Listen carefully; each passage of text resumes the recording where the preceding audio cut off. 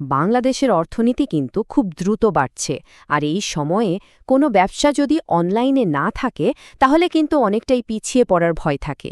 তো এই অনলাইন জগতে নিজের পরিচিতি বাড়ানোর জন্য অনলাইন ডিরেক্টরিগুলো ঠিক কতটা কাজের হতে পারে, চলেন আজকে এটা একটু ভালো করে বুঝি। স্ক্রিনের এই সংখ্যাটা দেখুন, ১৭৩ মিলিয়নেরও বেশি। এটা হলো ২০২৪ সালে বাংলাদেশের মোট জনসংখ্যা। ভাবুন তো, কত বড় একটা বাজার।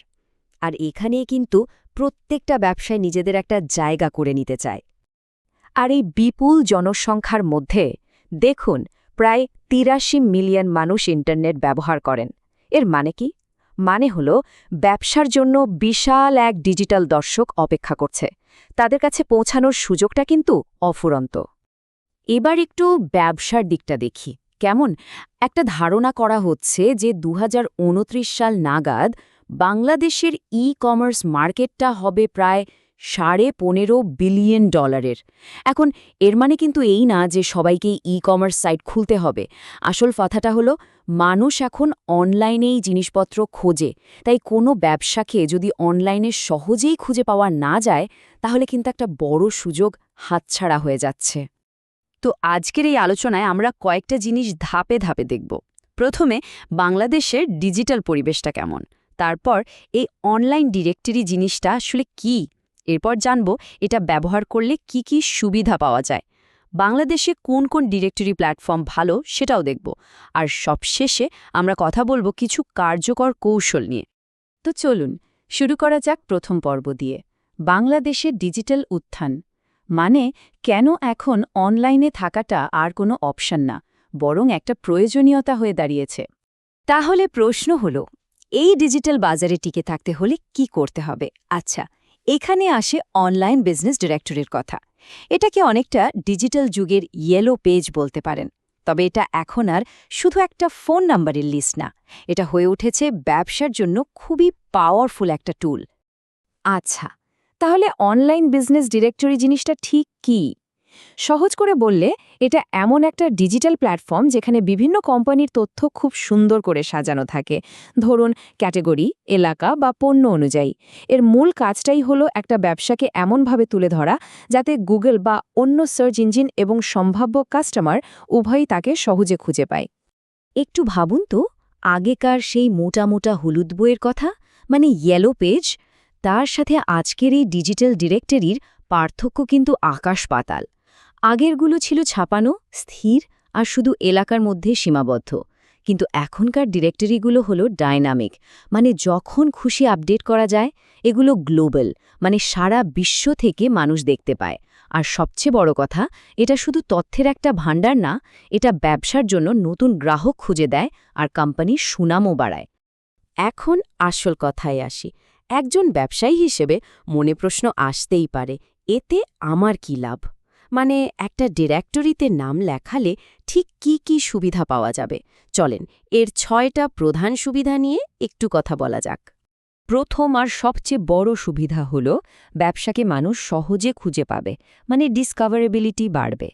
২ নম্বর, একটা ভালো ডিরেক্টরিতে নাম থাকা মানে ব্যবসার উপর মানুষের ভরসা বাড়বে, একটা বিশ্বাসযোগ্যতা তৈরি হবে। ৩ নম্বর হল বিজনেস ম্যাচিং, মানে সঠিক ক্রেতা বা পার্টনারের সাথে যোগাযোগ হবে। এছাড়াও এটা কিন্তু বেশ সাশ্রয়ী একটা উপায়, গুগল সার্চে ব্যবসাকে ওপরে তুলতেও সাহায্য করে। আর সবশেষে, বিদেশি কোনো কোম্পানি যদি বাংলাদেশে ব্যবসা করতে চায়, তাদের জন্য এটা একটা দারুণ গেটওয়ে হিসেবে কাজ করে। বাংলাদেশে কিন্তু বেশ কয়েকটা ভালো অনলাইন ডিরেক্টরি আছে, তবে কোনটা সবচেয়ে ভালো হবে সেটা নির্ভর করবে ব্যবসার লক্ষ্যের ওপর।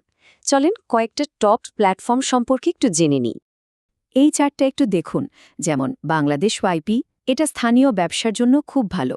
ধরেন একটা রেস্টুরেন্ট বা দোকান আছে, তাদের জন্য এটা দারুণ। আবার টি&আইবি, এটা কিন্তু গ্লোবাল B2B কানেকশনের জন্য, মানে এক ব্যবসা আরেক ব্যবসার সাথে যোগাযোগ করবে। যারা রপ্তানি করেন তাদের জন্য এটা খুবই কাজের। বিডি ট্রেড ইনফো হল সেক্টর ভিত্তিক, যেমন ধরেন টেক্সটাইল বা ফার্মাসিউটিক্যালস খাতের জন্য। B2B ম্যাপ হল বাণিজ্যমুখী প্রোফাইলের জন্য। আর অ্যাড্রেস বাজার ব্যবহার করা হয় সরাসরি কন্ট্যাক্ট ইনফরমেশন খোঁজার জন্য। খুবই সহজ, তাই না? বেশ, অনেক তথ্য তো জানা গেল।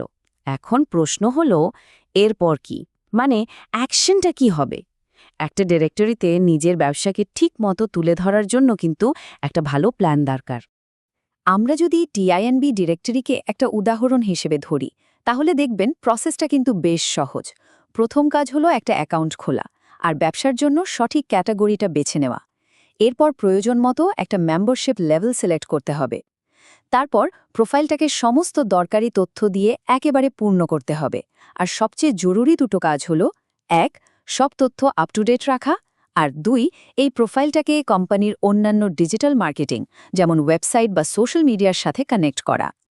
এখানে একটা দারুণ কৌশলগত টিপস দেওয়া যাক। সেটা হলো, শুধু একটাই নয়, বিভিন্ন লক্ষ্যের জন্য একাধিক ডিরেক্টরি ব্যবহার করা যেতে পারে। যেমন একটা লোকাল কাস্টমারদের জন্য আর একটা আন্তর্জাতিক বাণিজ্যের জন্য। তবে একটা জিনিস কিন্তু মাথায় রাখতেই হবে, সব প্ল্যাটফর্মে ব্যবসার নাম, ঠিকানা, ফোন নাম্বার মানে বেসিক তথ্যগুলো যেন হুবহু এক থাকে, একটুও যেন এদিক ওদিক না হয়। কারণ এই সামঞ্জস্যতা গুগল এবং গ্রাহক দুঘার কাছেই বিশ্বাসযোগ্যতা বাড়িয়ে দেয়। তো এত সব আলোচনার পর একেবারে মূল প্রশ্নটায় ফিরে আসি। একটা ডিরেক্টরিতে নাম লিস্ট করার চূড়ান্ত লক্ষ্যটা আসলে কি? শুধুই কি একটা অনলাইন প্রোফাইল বানিয়ে রাখা? একদমই না। এর আসল উদ্দেশ্য হল ব্যবসাকে অদৃশ্য অবস্থা থেকে বের করে আনা। এটা আসলে একটা ব্রিজ বা সেতু তৈরি করে। কিসের মধ্যে?